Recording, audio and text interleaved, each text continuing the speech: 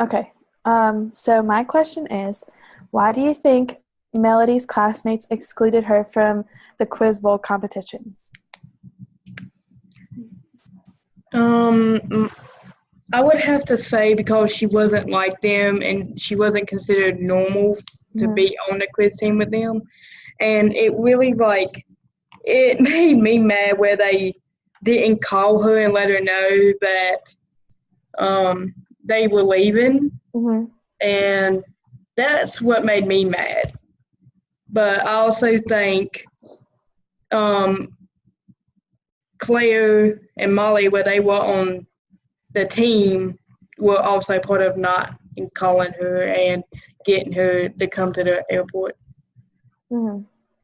I think they were intimidated by her a little bit just because, like, after they realized, like, after she got the talking machine that she was, and they realized, like, how smart she was, I think it was just kind of like almost like a normal reaction to, like, the really smart kid in your class. Like, you're intimidated by them, and I think that was, like, where it came from, but it came out differently because Melody looked different. Mm-hmm.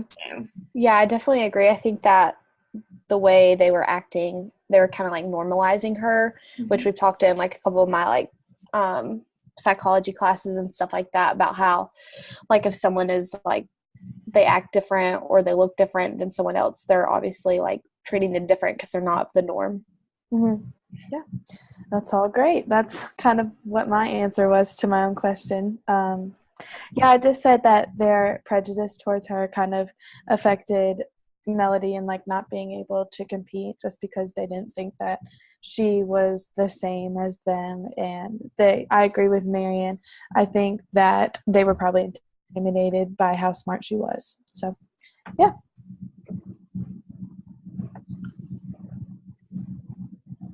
I'll go next. My first question is there anybody in the book that you can connect to on a personal level?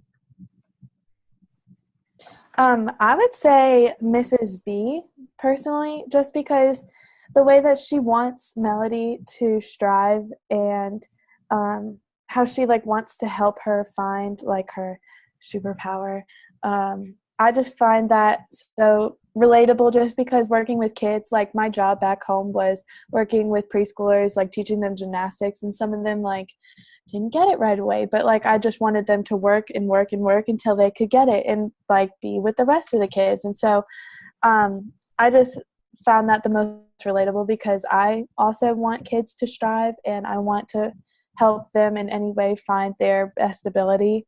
But yeah, I was gonna say the same thing just because kind of like you touched on about how, you know, becoming a teacher, you want your students to be on the same level and you want them to feel like they're accepted in the classroom and you want them all to feel like they have a purpose to be there rather than standing out. Mm-hmm. I also think like I really liked the way that the parents were with Melody, like her two parents were with her. And I think the parents and like Miss V were kind of a good fit for Melody because like her parents were a little bit more, they didn't coddle her by any means, but they were a little bit more like, you know, but Miss V was like when Melody fell out of the chair because she was mad, like she was like, okay, or whenever she knocked over something and Miss V was like, okay, yeah, you're going to have to figure out a way to pick those up. And so I think like just those characters, like thinking like as a teacher, like I would want to be like Miss V, but also like have a few aspects of like the parents and how they were just so personal with Melody, but also didn't like limit her in any way. I thought they did a good job of that. Yeah, I said I connected with Melody because to the point it says in the first couple of pages she has cerebral palsy, and I too have that, but it's not as severe. Mm-hmm. And on page 168, when she pushed the button, it said I have spastic bilateral quadriplegia, also known as cerebral palsy. It limits my body but not my mind, which it does limit your body, and I can contend to that because my left side of my body is not as strong as my right, so I limp, my eye is lazy, and I don't have strength in my left arm. So I can connect with Melody on a level because I was bullied, just like she was. I was the outcast. So, my next question is, how did you feel at the start of the book to the end of the book? I felt throughout the whole book, it was kind of just almost kind of hard to read, to like hear her kind of going through like what she had to, and then but also then seeing like how the parents react, like you were saying, and how her teacher reacts towards her, you know, trying to like make her kind of do her own things and stand up for herself, but, you know, pushing her to become better and learn more about herself. I think over time, like throughout the book, it kind of changed changed my mood throughout the book, in a good way, in a bad way, just through all the situations that she had to go through. Yeah, I would agree. Like throughout the whole book, I liked the perspective that it was told from. Like you felt like you were in Melody's head the whole time. But I kind of, when I got to the end of the book, it wasn't like the happy ending that I was looking for. Like, and I know like this is realistic fiction, but even when like before they got to the airport, I was like, okay, they're gonna go to Washington, they're gonna win. Like, you know, I was like, that's how it's gonna end. And then like they missed the plane at the airport, and then they got back, and like even like her reception at school, like going back, and the whole thing with Penny like getting run over by the car, just like all of that right there at the end, I was like, okay. Part of me was like, this is not the ending that I needed, and then the other part of me was like, but I felt like it was more true to life. Mm-hmm. So I kind of had like mixed feelings about the end, because I wanted it to be like happy and uplifting, and I felt that throughout, but also like the reality of it hit me, and I think the author did that on purpose, because that's how life is. So it's not always going to end like on that happy note that you want it to. Not that, you know, Melody still has lots of life to live, but the book part of her life, I was just like, I wanted something better. Like, I don't know. I just wanted her like coming home with the victory trophy. Like that's what I had in my head.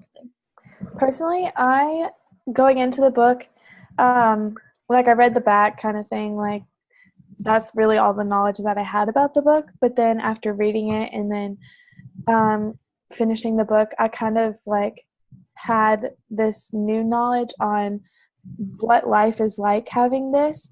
And I just feel like I'm a lot more aware of like what is going through kids' minds with cerebral palsy.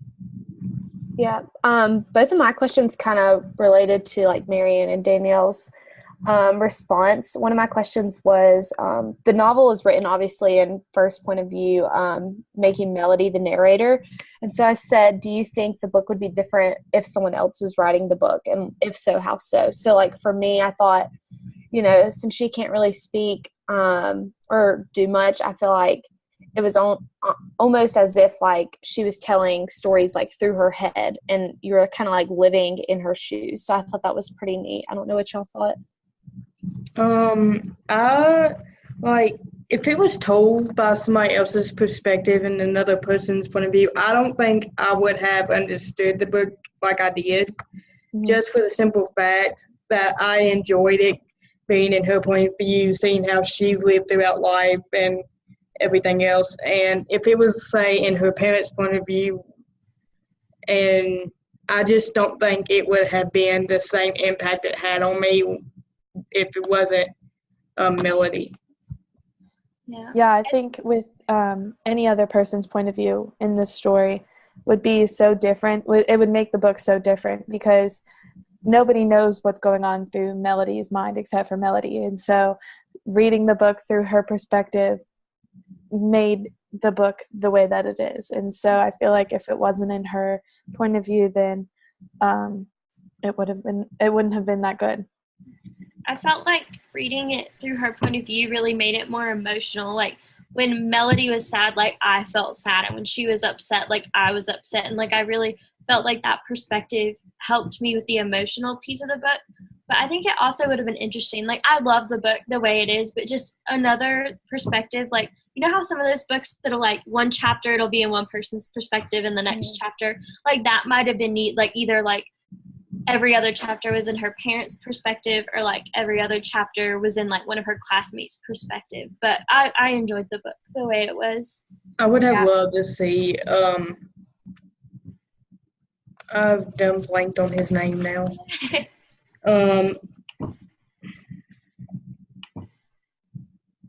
can't think of his name. The teacher or the little boy? No, the little boy that from always the quiz team.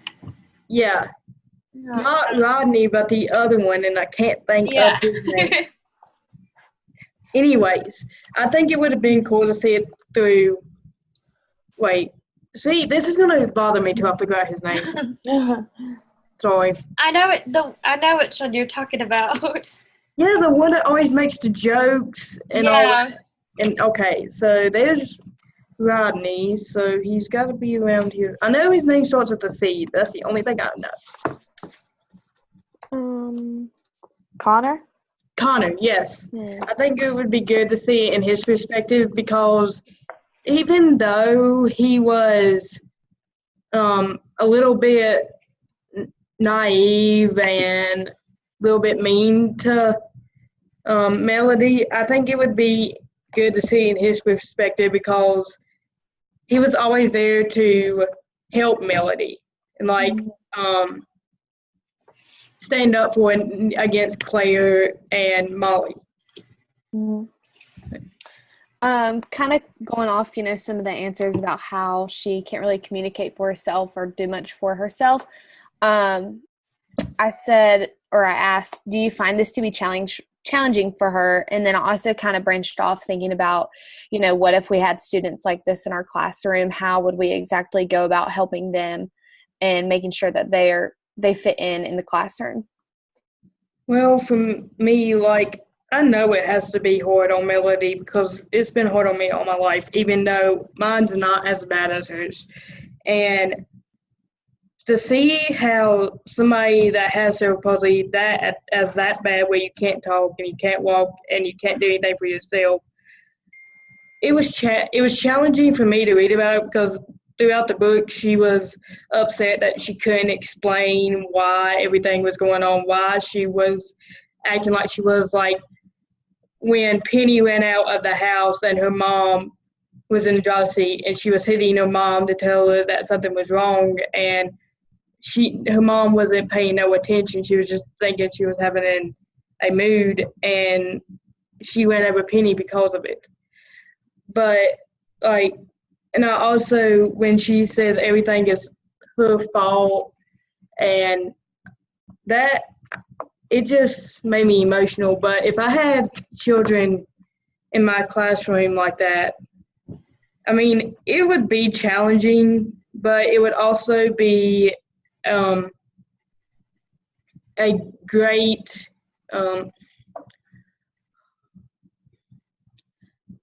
idea. I would be willing to help the child because they deserve to learn just as much as the other children do in my classroom. Mm-hmm.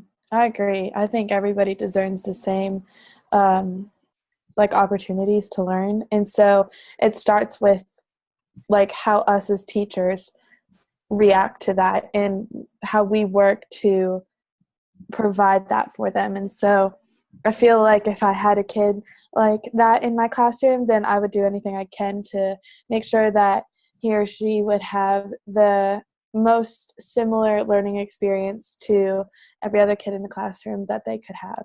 But yes, I agree too. I feel so bad for Melody when she can't kind of explain what's going on in her mind, and when she's trying to say something, I feel like that just touches everybody's heart. She just wants to try to warn somebody about something and she can't. I really thought in the book that the music teacher, I don't remember her name, but the music teacher did a good job of including Melody and the other kids in her class, when they first went in for their first inclusion class, and the way she worked them into the classroom and made them feel a part. And also the tutor, or not tutor, but the aide that worked with Melody, I think her name was Miss Catherine, the college student that would come in. I thought she also did a really good job. And kind of going back to the question about who can you relate to, that's also, that character stood out to me because that's where we're at right now. And I know I've worked with some students with disabilities before, and so just like watching how those two characters interact with Melody and interact with the class, I just thought were really good examples as future teachers. Mm-hmm. So one of my questions, that kind of goes off what I just said. So on page 179, that's when Melody shows up to like take the official test to join the quiz team, and like the teacher, Mr. Deming, is like, you know, are you sure you're going to do this? This is really hard, and he's kind of discouraging her. So I said, like, as a future teacher, what do you think about his reaction? And then compare that, here's the music teacher's name, to Miss Lovelace's reaction on page 96. So, like, what are the two differences in those two teachers' reactions, and, like, what does that say to you as a future teacher?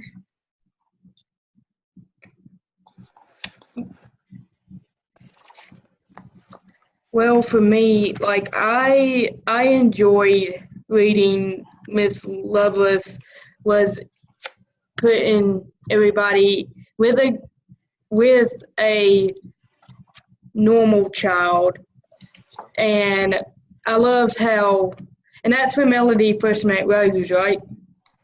So I enjoyed how Miss Lovelace and how she included the H5 classroom kids into what she was doing. For Mr. Demings, I liked him at first, and then on the page where she wanted to take the test, and he was like, no, I don't want you to be discouraged, and he didn't want her to take it, and even though she was willing to take it and show everybody that she could do it, he was trying to basically telling her no, that she can't do it. Mm-hmm. And even I think the only reason he gave in to her was because she wouldn't let it go. Mm-hmm. I feel like as almost as he was trying to like protect her, but yeah, or as what he thought was protecting her, but in reality he was only hurting her even more, like putting her self-esteem down. Mm-hmm. Compared to whereas the music teacher always, you know, included them and, you know, allowed them to be involved with more rather than saying, oh, you can't do this, you know, you're not smart enough. So I think that kind of like relates back to what I just said about like always like wanting to give them the best opportunity in the future. I think Mr. Deming, agreeing with Peyton, didn't like thought he was protecting her but wasn't, because you never know what's going to happen until you let it happen. And so I think he should have just kind of been like acted like Miss Lovelace and included all of them and included her and let her shine, really. Mm-hmm. Which I will definitely want to do in the future as a teacher. I agree. And then kind of this was like another perspective, my second question. On page 201, that's when Melody shows up early for the TV filming of the competition. And the guy named Paul has like built the table with the answer choices, like made it specially for her. And he said, I'm trying to find where he said it. Oh, he's like, how did you know? And he's like, my son is in a wheelchair. I build stuff for him. And so my question going off that is like, how did Paul's personal experience affect the way he interacted with Melody? I mean, the way he reacted to Melody, I think it has a lot to do with his son's in a wheelchair. Mm-hmm. He knows how it feels. I mean, it didn't go into detail about his son, like if he could talk or anything, but he knows how people like Melody feel because his son is in a wheelchair. Mm-hmm. And I just enjoy, like, nobody came and talked to her but Paul in the book until they won, and everybody wanted to talk to her and nobody else. So yeah, I enjoyed Paul, and I really liked Paul. I also think like as a dad, like him seeing how his son, like, you know, possibly goes to school and like interacts with his friends. I think like as a dad perspective, he's seeing like what his son goes through. So kind of like what Jessica said, you know, he's kind of almost like living through his son's life, because he's kind of, I guess, having to do everything possibly for him like they do with Melody. So I feel like he was almost being as a dad figure to Melody, because he, you know, understands what she's going through and like wants, you know, everything to be okay for her going into this. Yeah, I really liked how on where is it? Page 201, where he said, or where Melody said, he spoke directly to me, not Mom or Catherine. Like, I think that just is like the perfect like sentence to exemplify his personality, where he speaks directly to them. Like he thinks he finds the value in Melody, and just because of his son. And I think he's like the adults in the world that don't treat them differently, like Mrs. V. But I have one more question, because I think everybody else had all their questions. Mine kind of goes back to the beginning. What is the importance of the character of Mrs. V? Why is she such a big role model, or just a role in Melody's life? Yeah, go ahead.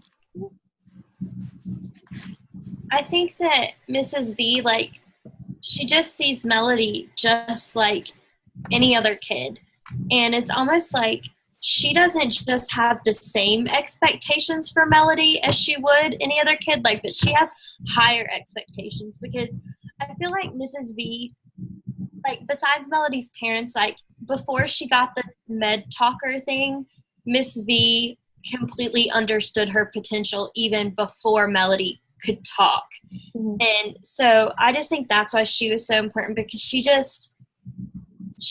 treated Melody exactly like she would have treated any other kid, and she held her up to high expectations. And I think that's so important. Like, working with kids with special needs in general is like, have they need expectations too. Like, everyone needs expectations, and everyone needs someone to believe that they can meet and exceed those. And I think Mrs. V did that for Melody. Mm-hmm. And I think by like setting expectations, it allows for them to see that they have room to grow and, you know, room to succeed, rather than just, oh, you know, I did this worksheet, you know, just another thing like checked off the list. I think, you know, Mrs. V really strived to, you know, push her limits with Melody, and to like allow Melody to see that there is room for you to grow. Like, you're not just like someone who can't do anything for yourself. Like, you can do something, and, you know, we're going to do it together and work through it. And so I think, like, as a future teacher, I think it's really important to like think about that, and like how Mrs. V is, because like she's almost like a role model to like me, like reading the book as she is to Melody. So I thought it was really neat. Yeah, I liked how Mrs. V was very encouraging to Melody. Like, even though Melody can't feed herself, dress herself, use the bathroom on herself, she can still do things on her own. And it showed when she did take the test, and she did do the test on at the radio station, TV station, whatever. And it showed when she started making the when she got the Medi talker, Mrs. V helped her, but at the same time, Melody was also making some of the words and phrases for herself, with even just her thumb. And I don't think Melody would have thought about that and done what she did as well as she did if it wasn't been for Miss V. Mm-hmm. Yeah, I just think Miss V was such a huge role model in her life, like from the beginning. But on page 41, just kind of my answer to my own question, it just said, like, when Melody's parents were like asking Mrs. V if she can watch her, 41. Her dad says, well, you know, Melody is really special. And Miss V says, all kids are special, but this one has hidden superpowers. I'd love to help her find them. So I just think that just kind of shows like who Miss V is, and how she just wants to make or find the best qualities in Melody and help her succeed in life. But yeah. I really enjoyed the book, though, reading it overall. I thought it was I'd always seen it, but I never really like thought about reading it. Yeah. Yeah. Yeah. I thought it was actually going to be about a fish because of the fish out of the boat. And this is actually really cool because in the start of the book, her fish actually jumps out of the boat. Yeah. So Yeah. I think that was really cool because it actually is something in the book. Yeah. All right. All right. Are we all good? I think so. All right. Let's see. If we remember